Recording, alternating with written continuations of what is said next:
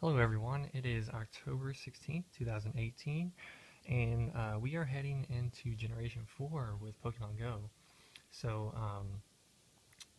there is a nasty AR bug that has presented itself, and I'm going to do a tutorial on how to fix this. So, once you install a fresh version of Pokemon Go, so if you have a current version, go ahead and delete it and install a brand new version.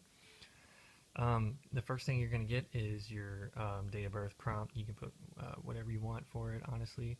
And then the next prompt you're going to get is allow access to your contacts. Now, it doesn't matter if you allow or deny. The process is going to be the same. This is not the make or break prompt. So I'm just going to avert the camera so I can go ahead and sign into my accounts. Just for reference, I am denying access to my contacts on both accounts. But like I said, both of these phones are running the same software. So I'm going to show an example on the left of the problem that players are experiencing, and I'm going to show the fix on the right side. So the next prompt you're going to get is allow Pokemon Go access to your device's location. Of course, you have to allow this, otherwise you can't play the game. So this is the make or break prompt. So allow Pokemon Go direct access to your photos or videos.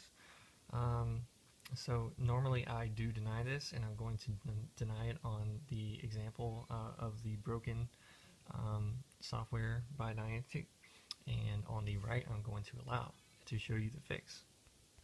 So there is normally Pokemon that spawn around my house, and here's one of them.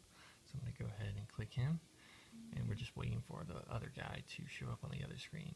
So first thing you'll notice is on the left I did not get a prompt to turn my camera on for AR plus or not, and there also is no AR on and off toggle at the top right.